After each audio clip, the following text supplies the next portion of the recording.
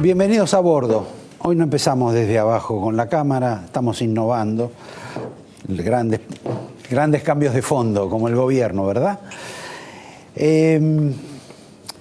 Hoy en esta introducción les voy a hacer una especie de dibujo de cómo la gente que está con Mauricio Macri imagina que va a ganar las próximas elecciones. ¿Cuál es el método científico, matemático, geométrico que tienen para ganar las elecciones?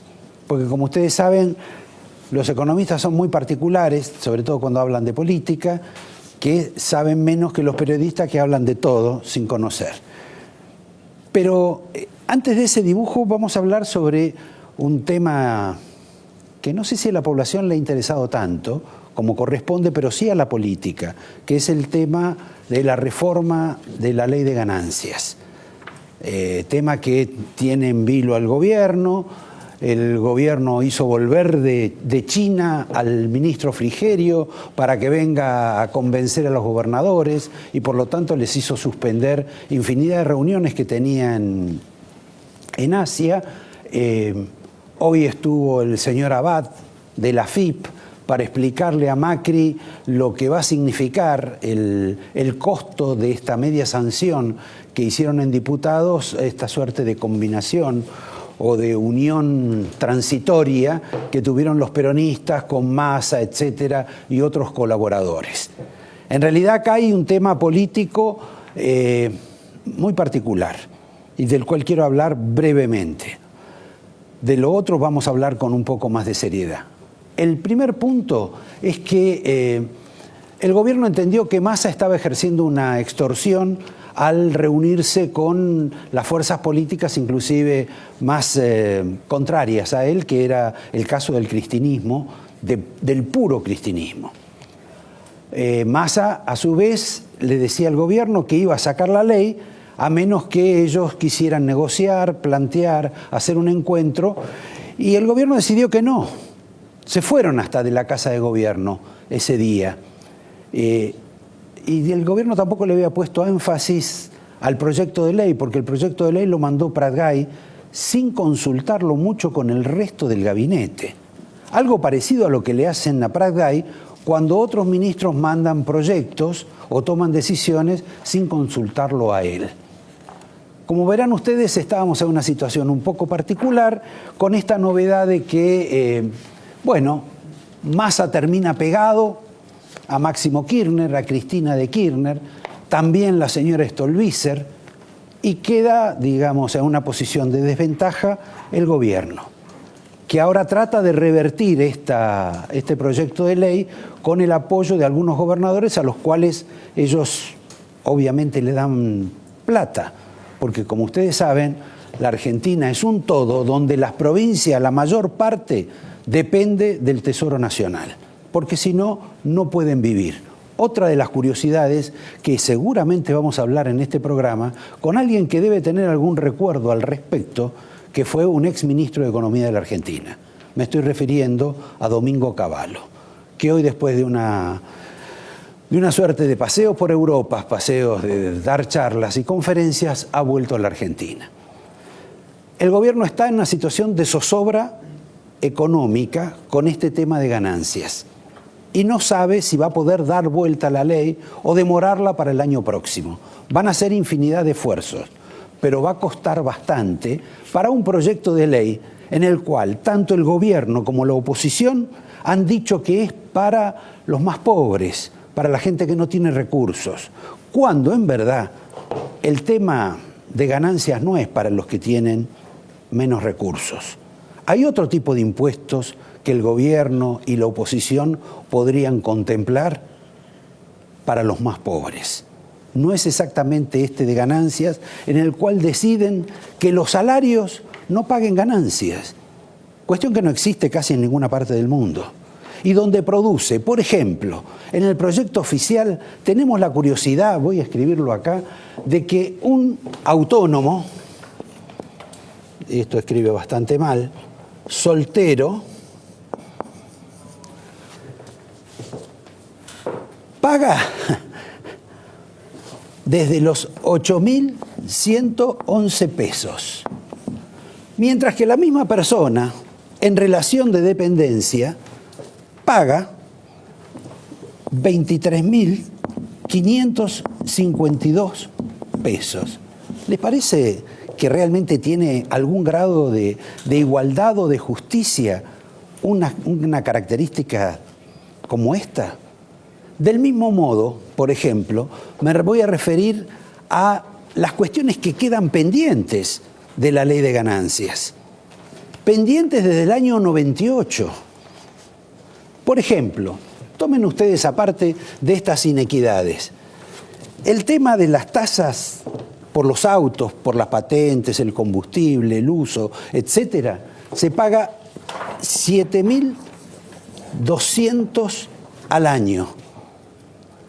Y por el seguro de sepelio, también al año, 996,63 al año. ¿Qué les parece? Esto no fue modificado desde el año 98. Desde el año 98 que esto no se ha modificado.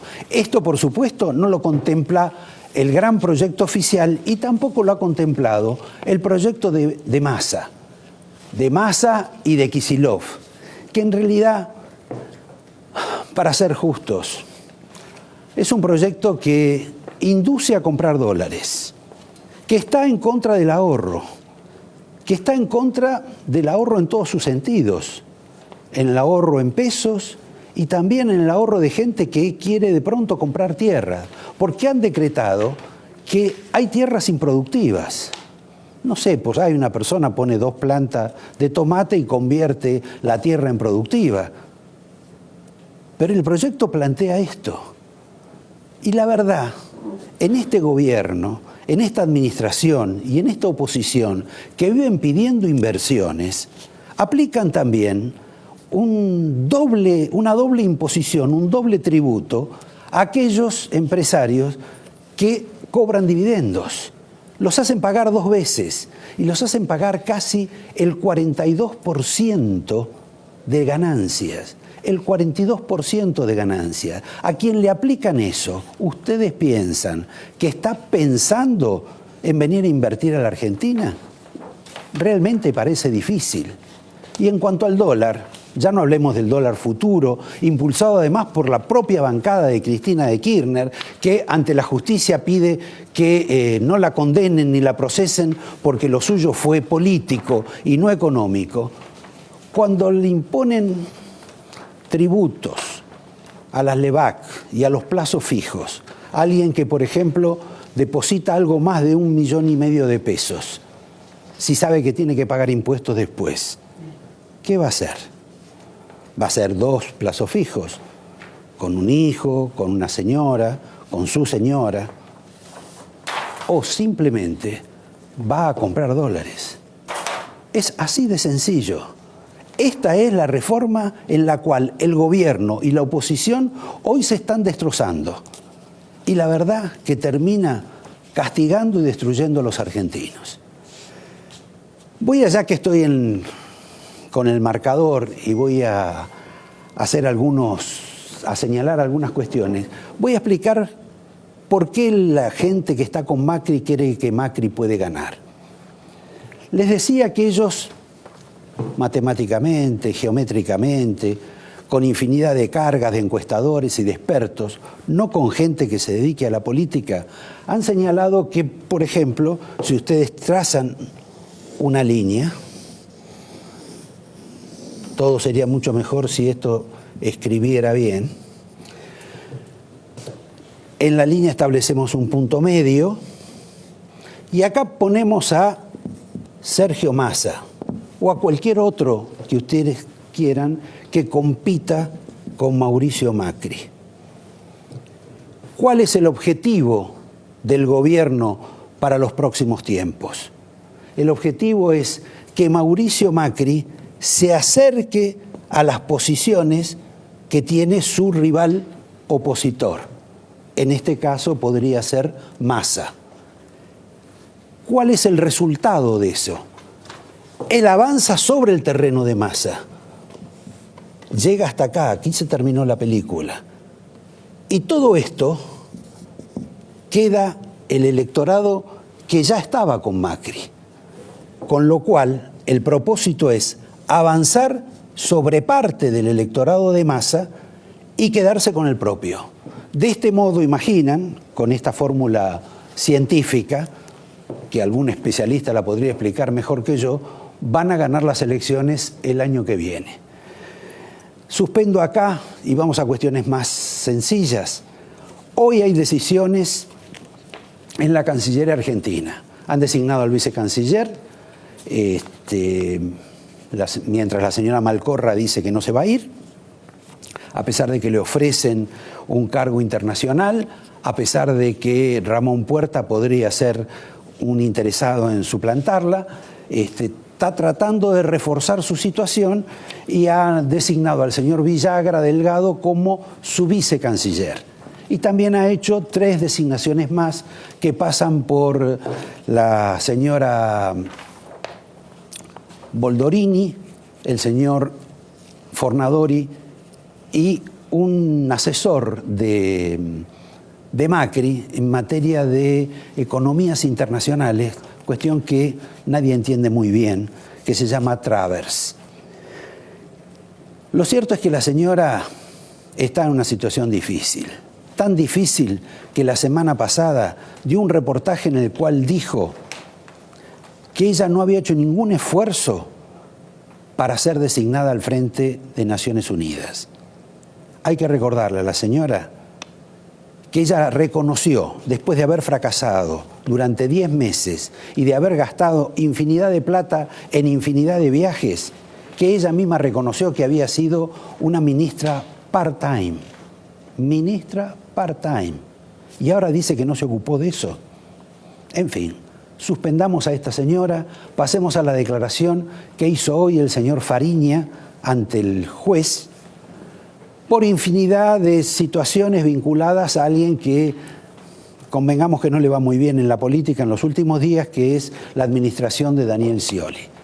Pero en este caso lo importante es que Fariña ha tenido que hablar sobre Julio De Vido. Y en todo el tema de los negocios que había con el área que manejaba Julio De Vido y la Cámara Argentina de la Construcción. Que, por ejemplo, les recuerdo, el propio Roberto Labaña en algún momento denunció y que la Argentina ha vivido alegremente mirando cómo cobran precios extras y cómo además hacen o lograron el tema de las facturaciones apócrifas.